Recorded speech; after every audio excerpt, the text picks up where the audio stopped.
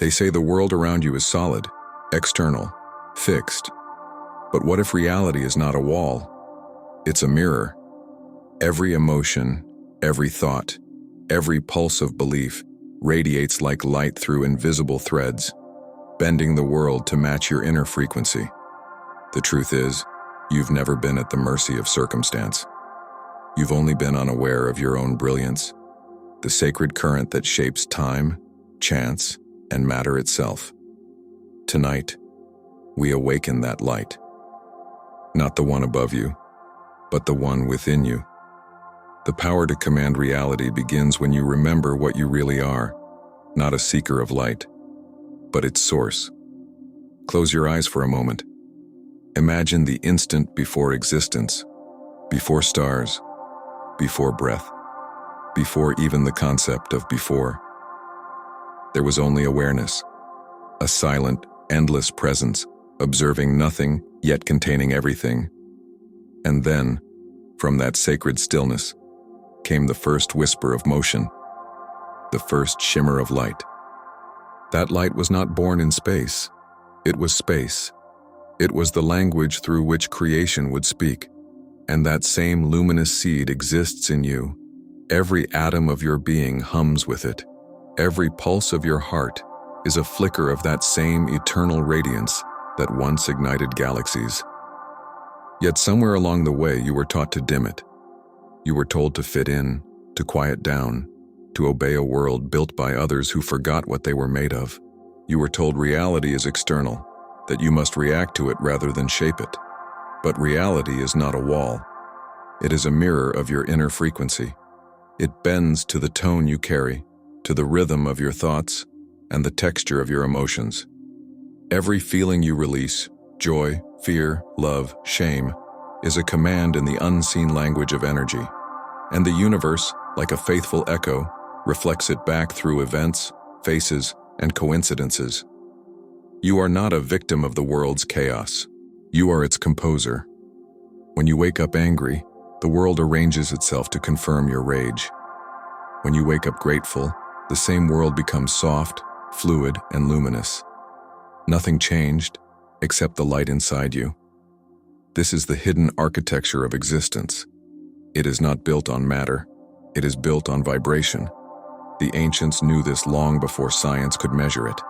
The Egyptians carved it into stone, the sun inside the man. The Vedas called it Atman, the inner flame that reflects the cosmic fire. Christ revealed it plainly. You are the light of the world. These were not metaphors. They were keys, fragments of a map to the truth that your consciousness is creation. But the modern mind, addicted to proof, forgot. We built walls of logic to hide from the divine simplicity of being, yet the evidence was always there. Your thoughts change your heartbeat changes your aura, and your aura bends reality around it like gravity bends light. What you call coincidence is resonance. What you call destiny is focus. What you call luck is alignment. And the mechanism is so subtle, so silent that you miss it because you expect thunder. But creation rarely screams. It listens. So how do you command reality? You don't fight with it. You don't plead with it. You remember you are it. You begin by noticing how you feel, not to judge it, but to understand what frequency you're transmitting. Fear dims the signal. Love amplifies it. Gratitude refines it into clarity so pure that the world cannot help but mirror it. You become light not by escaping darkness, but by realizing it was never separate from you. Every shadow is simply light that forgot itself. This understanding changes everything. You stop chasing what you already are. You stop asking reality to prove itself and start proving reality through your being. The hidden architecture of light has no walls, no limits. It moves through your words, your breath, your silence. It responds instantly, not to your demands, but to your alignment.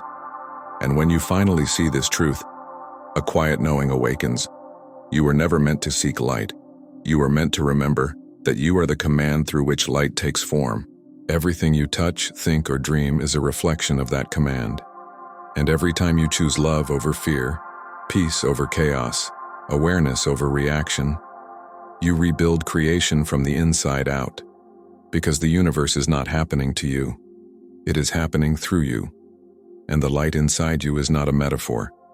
It is the blueprint of reality itself. To command reality is not to dominate it. It is to harmonize with it so completely that the world begins to obey your stillness. You were never meant to wrestle the universe into submission. You were meant to remember that the universe is already flowing in rhythm with your consciousness. But this rhythm cannot be heard from the noise of anxiety, control, or self-doubt. Only in silence does the song of creation reveal itself. Imagine your mind as a prism. Light pours through it, and depending on your focus, it either scatters into chaos or forms a spectrum of beauty. Most people live with cracked prisms fragmented by fear, guilt, and resistance. They project distorted realities and wonder why their lives repeat the same painful patterns. But when the prism of the mind is clean, polished by awareness, that same light becomes order, clarity, synchronicity. Your inner command begins not with effort, but with alignment. Every thought is a frequency. Every emotion is a magnetic signature that draws its equal. When you think of lack, you send out an instruction of absence. When you think of abundance, you broadcast completion. Reality responds, not to the words you say, but to the resonance you hold. It is not enough to repeat affirmations while your energy contradicts them. The universe does not hear your sentences, it feels your signal. If your heart whispers fear while your lips declare faith, the field listens to the heart. This is why masters of manifestation were first masters of emotion. They understood that the state of being is the command. The thought is the blueprint. The emotion is the electricity that brings it alive. Consider how the sun never tries to shine. It simply radiates by its nature. Likewise, when you embody love, creation naturally arranges itself to echo that vibration. The same happens with peace, with joy, with gratitude. These states are not tools. They are codes that open the structure of reality. When you choose calm awareness in the middle of chaos, you are not ignoring the storm. You are bending it. Reality, like a body of water, responds to the stillest point. Be that point, and everything around you reorganizes into harmony. The practice of inner command is not about perfection, it is about remembrance. Each time you pause before reacting, you choose creation over chaos. Each time you breathe consciously, you reset your frequency. Each time you forgive, you release the energetic knots that block your light. Command begins with observation. When you observe your thoughts without attachment, you stop feeding them energy. They dissolve in the presence of awareness, and what remains is pure, unfiltered consciousness, the creative power itself. From that space, intention becomes sacred. When you speak, reality listens. When you imagine, the field rearranges. When you trust, outcomes bend to your faith. But this only works when you remember that the outer world is secondary, a delayed reflection of your inner signal. People who chase change in the physical realm without addressing the energetic cause will always circle back to the same lessons. True transformation is not achieved by fighting against the old, but by embodying the new so completely that the old dissolves from lack of resonance. That is why the most powerful command is quiet. It doesn't scream. It vibrates. The enlightened soul doesn't shout at the universe. It hums at the frequency of truth, and reality has no choice but to follow. Think of it this way. When you strike a tuning fork, every object of similar frequency begins to vibrate with it. You don't touch them. You simply resonate. Your consciousness is that tuning fork. Your light is that vibration. The more coherent your inner field, the more instantly the outer world aligns. It is not about belief alone, it is about coherence, the union of mind, emotion, and energy vibrating as one. So when you wake tomorrow, do not rush into the world. Sit in stillness for a few minutes. Feel your heartbeat. Sense the glow in your chest. Then decide the frequency you wish to broadcast. Not the goal, not the plan, the feeling. If you choose peace, the world becomes less chaotic. If you choose gratitude, opportunities unfold. If you choose love, Resistance melts. This is not imagination. It is physics dressed in divinity. And once you understand the mechanics of inner command, you will never again beg the universe for miracles, because you will see that you are the mechanism through which they occur. There comes a moment in every seeker's path when they realize that commanding reality is not an act of will. It is an act of remembrance. You stop trying to change the world and instead you awaken to the realization that you are the world, that everything you see outside is the living reflection of your inner tone. You have always been light. Before your name, before your story, before your first breath, you were awareness glowing in the silence. But the moment you entered this physical experience, you began to forget. You learned separation. You learned limitation. You learned that light shines from the sun instead of realizing it shines through you. And so the path back home is not about finding something new. It is about peeling away everything that is not light. Look at the night sky. Each star burns billions of miles away, yet their light reaches you effortlessly across the vastness of time. Now imagine the same journey happening within your consciousness. The distant stars of your forgotten divinity, trying to reach your awareness through layers of memory, fear, and noise. When you sit in stillness and breathe, you allow that inner starlight to pierce through. At first it feels faint, a spark, a warmth, a subtle presence behind your thoughts. But as you keep returning to it, that light grows until it no longer flickers. It begins to radiate. And then something miraculous happens. You stop asking, "How do I command reality?" Because you realize the question itself was born from separation. The light does not command, it simply is, and everything organizes around it. Walk into a dark room and light a single candle. Notice how the shadows flee without argument. The candle doesn't negotiate, doesn't demand, doesn't even try. It just exists, and its existence transforms the space. That is how the enlightened consciousness interacts with reality. It doesn't push the darkness away, it simply makes it irrelevant. To become the light that commands is to live from that same quiet certainty. You no longer chase alignment, you are alignment. You no longer seek validation, you radiate truth. You no longer react, you respond from awareness. When someone attacks you, you no longer meet their darkness with your own. You see their pain as unintegrated shadow, and you answer it with stillness. That stillness is not weakness, it is mastery, because light that knows itself cannot be disturbed by shadow. This doesn't mean you become passive.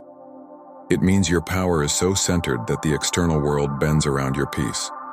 The storms of life still come, but now they circle your calm rather than enter it. Imagine walking through your day like this. Every conversation, every sound, every sensation flowing through your awareness like ripples across a lake.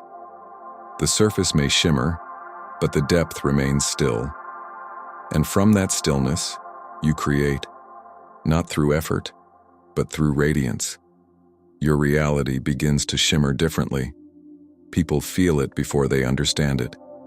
You become magnetic, not by intention, but by authenticity. Doors open because they recognize your frequency as truth. The light within you communicates with the fabric of existence directly, bypassing words, bypassing logic. It whispers in waves of energy. It bends possibility. And when you walk in this awareness, you finally understand why saints, mystics, and sages always seem to live in a different reality. Because they did. They existed at a higher vibration, and the world reshaped itself to match them. You can do the same, because it is not a gift of the few. It is the birthright of the awake. This is what it means to command reality with the light inside you. It is not about summoning miracles. It is about becoming the frequency that makes miracles ordinary. It is not about convincing life to change. It is about remembering that life is you, endlessly reflecting your own radiance. So when you face the darkness, your fears, your doubts, your old wounds, do not fight them. Turn toward them. See them. Love them. Because the moment you do, they begin to dissolve in the warmth of your awareness, just as mist vanishes when the morning sun rises. You do not need to seek the light anymore. You are the dawn. You are the candle in the cosmic night. And when you remember this, reality no longer resists you. It recognizes you. It bends, reshapes, and dances to the rhythm of your inner light. Because you are not learning to command reality. You are remembering how reality has always obeyed you. Reality bends, not to your wishes, but to your awareness. Not to your words, but to your vibration. And that vibration is sculpted every moment you remember who you are. You are not walking through reality. Reality is walking through you. Every color, every sound, every coincidence is responding to the tone of your consciousness. When you forget this, life feels random, chaotic, unfair. But when you remember, truly remember, everything starts to align with an almost supernatural elegance. The things you once chased begin to find you. The answers you once begged for arrive in silence. Because the universe doesn't reward effort, it mirrors awareness. So tonight, when the world grows quiet, close your eyes. Feel that subtle pulse in your chest, that warmth that never fades, no matter what storms you face. That is your command center. That is the divine engine behind creation. Don't beg the universe to change. Don't plead for signs. Instead, embody the frequency of the outcome you desire. If you seek love, radiate love. If you seek peace, breathe peace. If you seek abundance, feel abundant now. Because reality has no choice but to reflect what you already are. This is the sacred paradox. You command reality not by force but by resonance. Light does not conquer darkness, it reveals it. And the moment you stand fully in your own radiance, the world rearranges itself to match that illumination. The great mystics never told us to chase enlightenment. They told us to remember, to awaken the light inside and let it lead the way. Because when you remember your light, everything else remembers you. The time has come to stop looking outward for power. The kingdom you seek has always been within. It's not hidden behind rituals or words. It's pulsing in your very awareness, waiting for you to notice. So walk as light, speak as light, think as light, and reality, obedient and luminous, will reshape itself in your image. You were never meant to follow the flow of life. You were meant to become the flow, the current through which divinity expresses itself. And as you move through your days, remember this simple truth. You are not seeking to command reality. You are remembering that you already do. Now go, radiate without apology, shine without fear, and let the world witness what happens when a soul finally remembers its light. Because when you awaken your inner radiance, you don't just change your life, you change reality itself.